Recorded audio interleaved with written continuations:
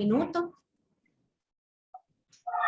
Y entonces, habíamos quedado hablando, yo creo que estábamos con la parte de la pregunta de Juan Diego, de la parte de Costa Rica, que yo les decía que a pesar de...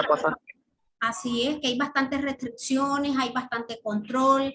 Ellos, como parte de su política interna, han establecido ciertas medidas de control en las aduanas, en la parte de las personas que ingresan o salen del país, por muchos motivos que yo justificando pues les di nada más dos, pero sabemos que ya los ciudadanos nacionales nuestros que han llegado ya a vivir, a sentarse a Costa Rica para buscar mejores oportunidades de vida, porque también la mayoría de sus familiares ya están desde hace muchos años viviendo allá. Entonces, los que sí recién llegan, sí tienen bastante problema para poderse ubicar, ¿verdad? Para poderse, digamos, darse la oportunidad de poder mejorar sus condiciones de vida y la de su familia, porque hay bastante discriminación. Entonces, cuando usted está recién llegado y todavía no tenés un trámite de residencia, no tenés una residencia todavía porque estás en el trámite, etcétera, apenas a veces te dan un permiso, migración te otorga el permiso laboral, que con ese te pueden perfectamente contratar en cualquier lugar, pero las empresas o los establecimientos que son meramente de ticos no te dan la oportunidad de empleo. Entonces prefieren ellos siempre optar en darle a los jóvenes que sean nacionales de su lugar, o que sean ticos meramente, para dar esta oportunidad de trabajo, a pesar de que los nicaragüenses somos más luchones, somos menos quejones, estamos acostumbrados a trabajar largas faenas porque por el contexto y la historia que hemos vivido, pues desgraciadamente nos hemos tenido, ¿verdad?, que acoger a ese modo de vida. Y ya lo llevamos pues para otro país, para otro lugar, y a veces no son reconocidos por estos estados, pero ahí hay limitantes, a pesar de que aquí en Nicaragua es muy poco control que hay en contra de los que son ticos y que vienen a nacionalizarse aquí. Hay mayores beneficios que lo que ofrece Costa Rica en cuanto a empleo para los nicaragüenses. Por lo menos es lo que he logrado ver en personas que muy cercanas. Yo igual que la mayoría de nosotros, creo que un 90% de la familia nicaragüense siempre tenemos a alguien de nuestra familia o conocidos que están viviendo en Costa Rica. Entonces conocemos por las experiencias que ellos han vivido todas estas situaciones. Yo creo que el 50% de mi familia está viviendo en Costa Rica, el otro 50% vivimos aquí. Entonces, me ha tocado viajar allá para compartir con la familia. Igual en su momento mi hija tuvo un tiempo viviendo por allá. Entonces también platica ciertas cosas, experiencias que le tocó vivir allá en Costa Rica. Y pues a veces pues no se vale, a veces no se justifica, pero la gente por tal de mantenerse allá, porque quieren estar fuera de aquí del territorio, a veces aguantan ciertas cosas e inclusive humillaciones, porque a veces con solo el hecho de decir que sos nicaragüense, a veces te miran de mal modo. No lo estoy generalizando, hay ticos que son muy sensibles y muy humanos con los nicaragüenses, pero hay otros ticos que no lo son. Entonces se da a veces hasta el extremo de que son a veces las mismas familias, pero familias nacidas allá en Costa Rica, que a veces quieren hacerse la distinción con los familiares que son aquí, nacidos en Nicaragua. Se creen en Estados Unidos los ticos. Sí, a veces yo creo que ellos quisieran pertenecer a ese país, a esa nación que es desarrollada, que es una gran potencia, y Costa Rica todavía está largo de llegar ahí, pero sí hay bastante problema en las razas, diría yo, el problema que vimos la clase, porque todos lo miran por clase, y bueno, ahí se dan en los lugares, se dan entre las mismas familias, se dan en los centros de trabajo, se dan en las vías públicas, cuando hablas con alguien y apenas le escuchas el tono que es nica, entonces ya como que sos leproso o algo por el estilo. Entonces hay cada experiencia que se vive, que es triste, pero que no debería de ser así. Y yo creo que los nicas no han vivido esa discriminación en otro país centroamericano como lo ha vivido en Costa Rica, por lo menos lo poco que sé. porque como bien les decía, el conocimiento que tengo, información que tengo más es de Costa Rica que en otros países, porque tengo entendido que en Panamá hay bastante gente que también nicaragüenses que se han ido a vivir en Panamá. Ahí a Panamá pues no he escuchado que tengan este tipo de trato diferencial, ¿verdad? Con el nacional. Pero bueno, hablemos qué es lo que pasa y si esto tiene que ver mucho con los gobiernos, porque los gobiernos, como efectivamente está referido ahí en la presentación, es un elemento más del Estado, pero es una forma de organización social y política que depende también de las normas de cada país, obedece a cierta estructura, pero que es una entidad que se concentra básicamente en la gestión y tomas de decisión en nombre de toda la nación, en nombre de todos los ciudadanos. Son diversos los mecanismos en los cuales estos grupos de personas o llamado gobierno que toman para poder efectivamente, y valga la redundancia, tomar decisiones o implementarlas en territorios y nacionales o en la población. Entonces, estos últimos siglos, de cierta manera, ha tenido un papel súper importante en la parte de los gobiernos, porque han surgido diversos órganos estructurales dentro de los mismos gobiernos que trabajan de manera coordinada con ciertas parcelas o cierto grupo de personas que es reducido, por decirlo así. Que no debería de ser así porque ellos están para representar a toda la población en general, pero sí de cierta manera hay digamos, una división considerable entre los órganos de gobierno que quedan de manera concentrada y la separación de algunos poderes propuestas, digamos, que tiene que ver con cierta filosofía, o sea, teoría. En el sentido de que si lo vemos desde otro ángulo, a diferencia de la división de poderes que debe de existir como parte de la teoría que surgió de Montesquieu, que también le hemos hablado muchas veces, en Nicaragua, que también adoptó de cierta manera esa teoría por los 4 poderes que nosotros tenemos incorporados dentro de nuestro territorio nacional. Cada uno debe de haber separación en cuanto a funciones, ¿verdad? En cuanto a competencia, pero debe de haber coordinación y debe de haber apoyo entre cada uno de ellos para poder lograr el cometido de crear o establecer acciones que sean para el bien común, o sea, que sea para el bien de toda la población, que sea el bien para todos los ciudadanos, para que sea el bien de todos los nacionales.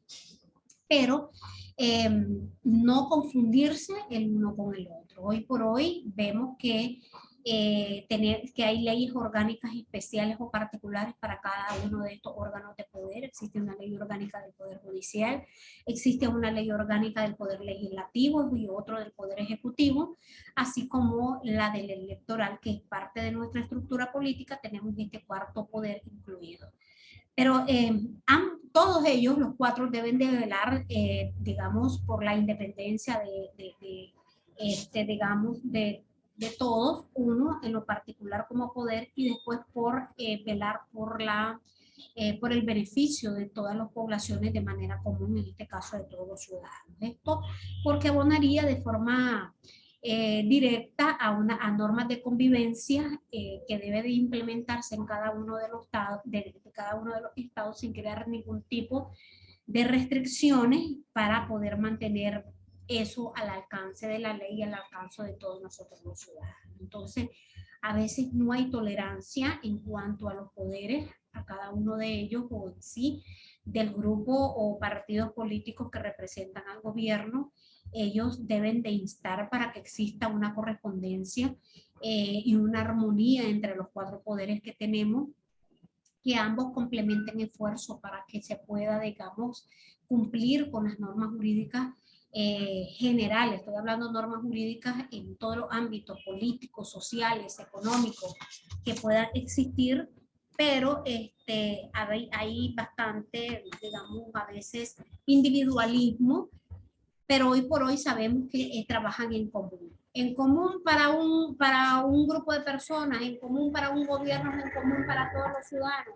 Pues ya depende de la óptica en que lo miremos cada uno de nosotros. Entonces, de ahí ya es entrar, digamos, a ciertas polémicas más políticas que sociales, la cual no es el objeto de la clase. ¿Ya?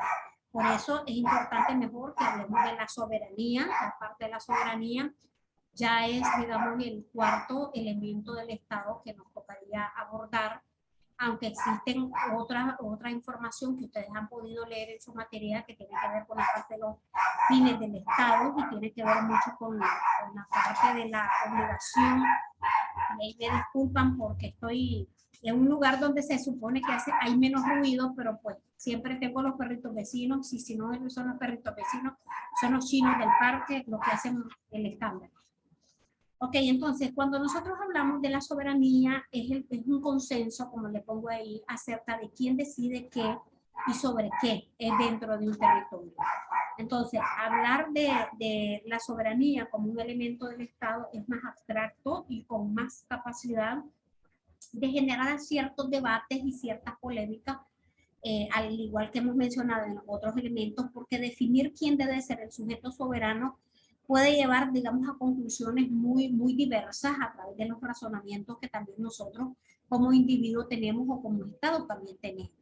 Entonces, durante muchos años se vio que en las sociedades, y estoy hablando en términos generales, digamos que asumían las decisiones y reconocía soberanía fundamentalmente la persona que dirigía el país, ya sea esta de forma soberana, ya sea de forma a través de la tiranía, ya sea que a través de funciones como el rey, que de cierta manera lo podemos asociar a un cierto rango de tiranía, o un grupo de personas que también, en el caso de como nuestra estructura de gobierno, que yo le diría que es una oligarquía en el sentido de que también quieren imponer voluntad de forma muy particular. Entonces, aquí ha surgido por eso la evolución del Estado como tal, a lo que hoy como sociedad moderna tenemos y podemos referir como soberanía. Entonces, hoy por hoy, como parte de una organización política en esta época moderna, podemos decir que, que el sujeto soberano es la población misma, ¿verdad? A eso nosotros lo podemos resumir, que está siendo representada por un grupo de personas, y la celebración de elecciones para elegir a determinado grupo de personas o representantes políticos también ofrecen un trabajo de órganos de gobiernos estatales, regionales y municipales que trabajan también en conjunto. Ya que tocó eso, profe, yo le tengo un ejemplo de eso, pues aquí dice, el ejemplo que le quiero dar es que cuando se usa el voto para elegir a sus alcaldes, gobernadores o presidentes de la nación, también se ejerce una autoridad soberana, profesora, ¿verdad o me equivoco? Sí, hay una autoridad soberana y a veces esa autoridad soberana, Diego, también genera conflictos territoriales, ¿me entiendes? Conflictos territoriales entre el grupo de personas, entre entidades, porque aquí sabemos que han habido, no hace mucho, qué sé yo, en 2018 fue, digamos, un estallido y un conflicto social meramente, grupos de ciudadanos o nacionales, pero también se dan disputas o se dan diferencias entre entidades políticas, que es lo que también tenemos presente como parte del mismo escenario. Que en otros estados son más fuertes y todo, son más fuertes los conflictos que en otros, sí. Sí, porque depende de las condiciones económicas también que se vive en su momento cada país. Pero sí, va relacionado con el aspecto que hace referencia. Entonces, hay movimientos sectoriales también que intentan sustituir al sujeto soberano. Y ahí es donde genera estos conflictos normalmente. Por ejemplo, los italianos, sin hacer referencia a lo que nosotros como país también de tercer mundo vivimos, pero se dan esos conflictos locales, se dan esos conflictos en ámbitos regionales, en ámbitos nacionales, en todos los estándares se da. Entonces, es parte de nuestra historia y yo creo que la mayoría de los estados, la mayoría de los países en menor o mayor escala siempre están sumergidos en cuanto a ese tipo de acontecimientos políticos, que al final pues también tienen consecuencias económicas y sociales graves en algunos momentos. Hablando así, el que está más metido en problemas así es Estados Unidos, profesora, porque Claro. ese país, por Dios, por todo pelean, de política y todo, profesora. Así. Es que ellos quieren incidir en todos los estados.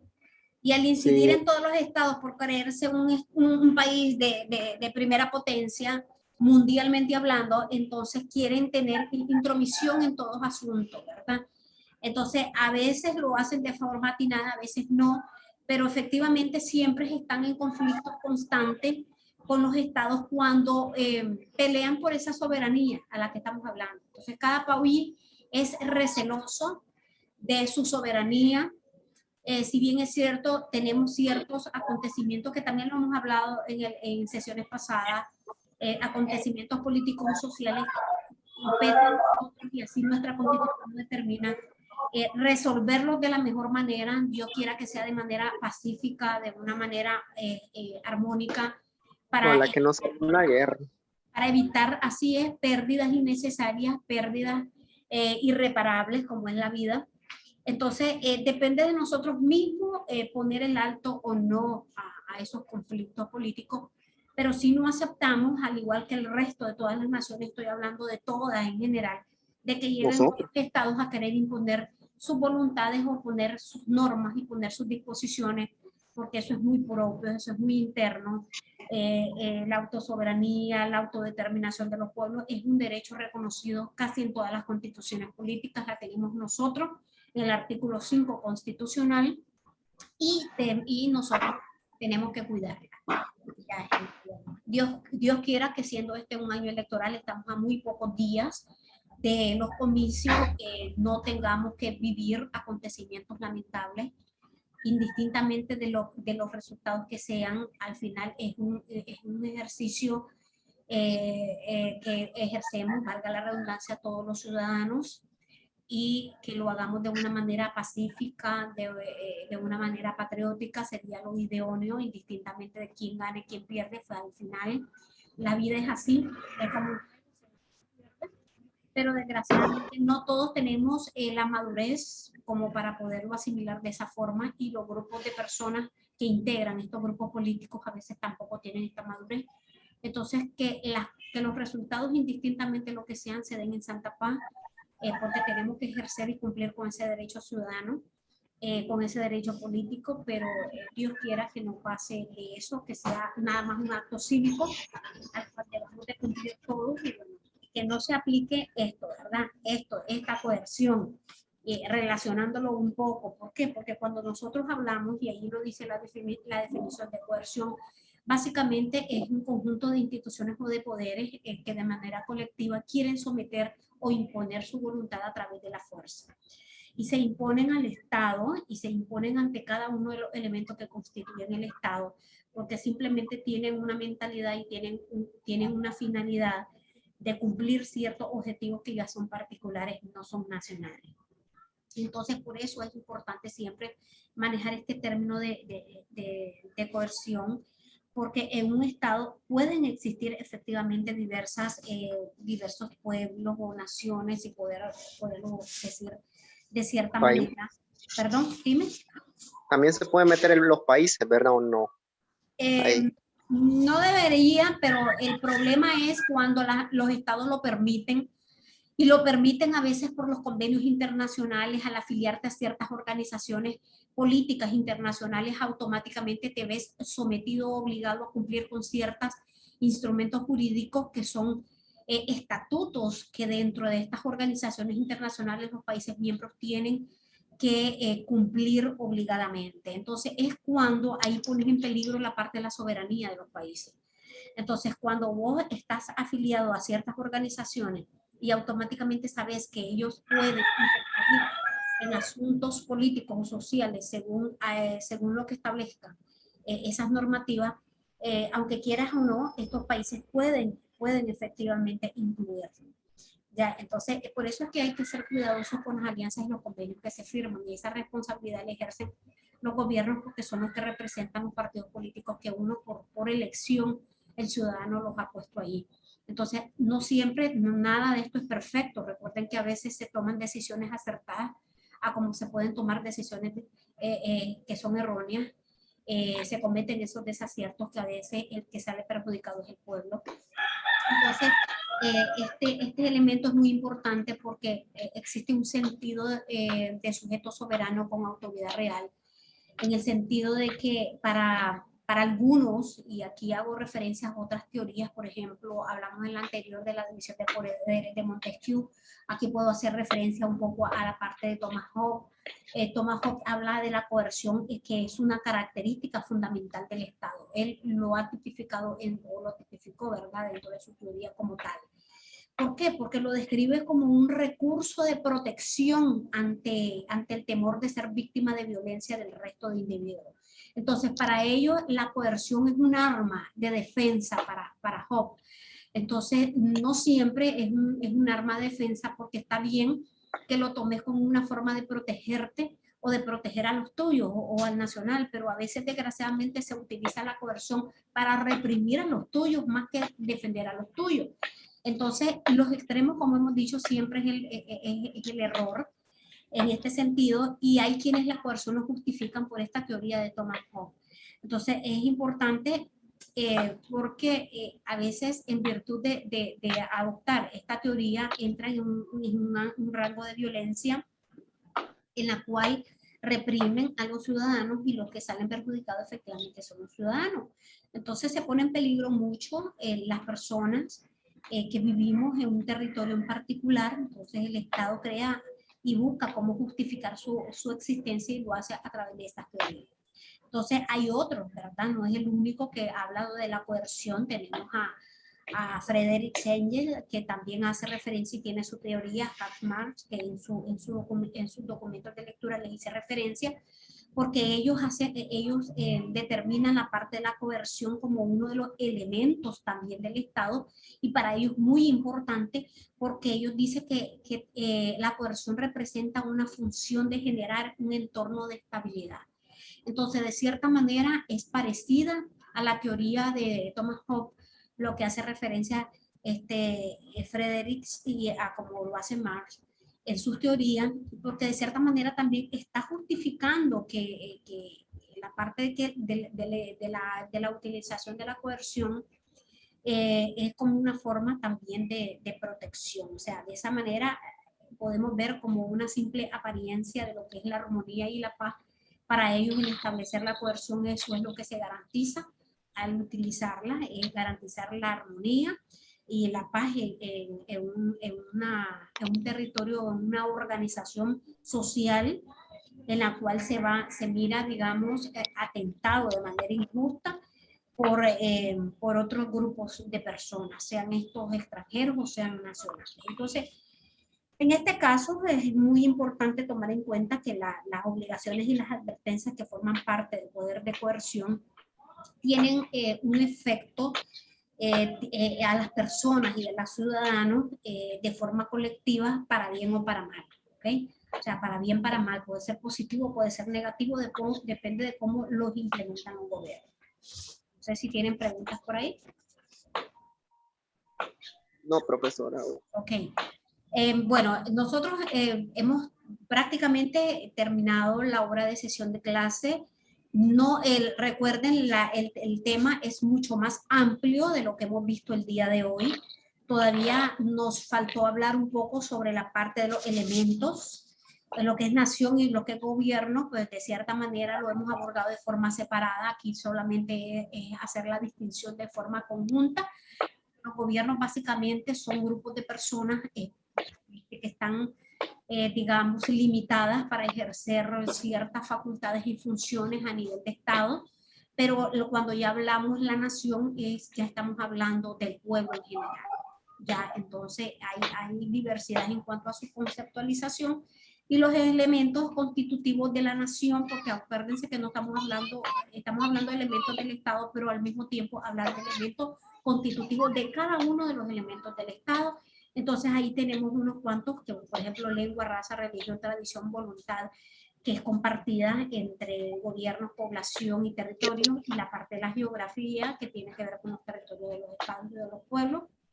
Es muy importante hacer referencia. Entonces, esta unidad es bastante grande, bastante amplia. Esperemos que en la sesión 7 podamos seguir abordando un poco más sobre este tema para poder ya aterrizar un poco sobre los fines del Estado y poder hablar con más amplitud sobre estos aspectos.